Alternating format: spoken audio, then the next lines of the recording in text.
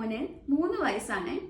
അപ്പോൾ അവന് മെയിൻ ഒരു പ്രശ്നം എന്താണെന്ന് വെച്ചാൽ, ഇപ്പം നമ്മളൊരു ആക്ടിവിറ്റി കൊടുത്തു, അത് കഴിഞ്ഞിട്ട് നമ്മൾ മറ്റേ ആക്ടിവിറ്റിയിലേക്ക് പോലെ ആ ഒരു ട്രാൻസിഷൻ അവനിക്ക് പറ്റില്ല. അതായത് ഇപ്പോൾ ഒരു ആക്ടിവിറ്റി നമ്മൾ സാധാരണ എങ്ങനെ ചെയ്യാന്ന് വെച്ചാൽ, ഒരു ആക്ടിവിറ്റി കൊടുത്താൽ അത് കളിച്ച് കഴിഞ്ഞ് അത് ക്ലീൻ ചെയ്തിട്ടായിരിക്കും നമ്മൾ അടുത്ത ആക്ടിവിറ്റിയിലേക്ക് പോകുന്നുണ്ടാവുക. പക്ഷേ ഇവൻക്ക് ആ ക്ലീനപ്പ് പറ്റില്ല, അവനെടുത്ത് വെക്കൂല.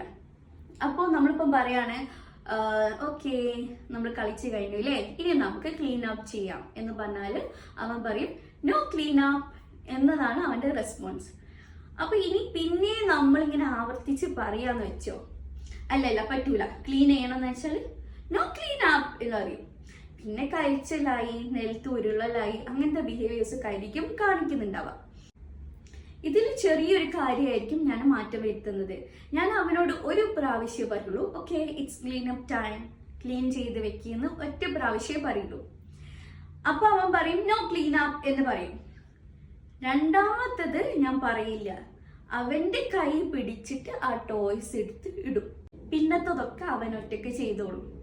അവിടെയാണ് നമ്മൾ പാരന്റിങ്ങിൽ ചെറിയ ചെറിയ ടിപ്സ് ഉപയോഗിക്കണം എന്നുള്ളത് പറയുന്നത്. അതായത് നമ്മളിങ്ങനെ പറഞ്ഞുകൊണ്ടിരിക്കുന്ന സമയത്ത് അവൻക്ക് അവിടെ ചോയ്സസ് വരുന്നുണ്ട്. ഒന്നുകിൽ അവൻക്ക് യെസ് എന്ന് പറയാം, ചെയ്യാം എന്ന് പറയാം, ഞാൻ ചെയ്യൂല എന്ന് പറയാനുള്ള ഒരു ചോയ്സ് ആണ് നമ്മൾ ഈ വെർബലി പറയുമ്പോൾ നമ്മൾ കൊടുക്കുന്നത്.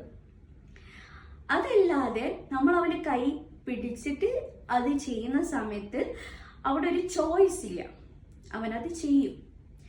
അപ്പോൾ ഇപ്പൊ ഞാൻ കുട്ടികളിൽ ചെയ്യുന്ന ഒരു കാര്യം ഇതാണ്. അതുകൊണ്ട് തന്നെ അത് ഭയങ്കര എഫക്റ്റീവാണ്. നമ്മൾ പറയുന്നതിനെക്കാട്ടിയും എഫക്റ്റീവാണ് ഈ ഒരു കാര്യം എന്നുള്ളത്. പക്ഷെ ആദ്യത്തെ ഒരു പ്രാവശ്യം നമ്മൾ പറയുന്നത് വേണം.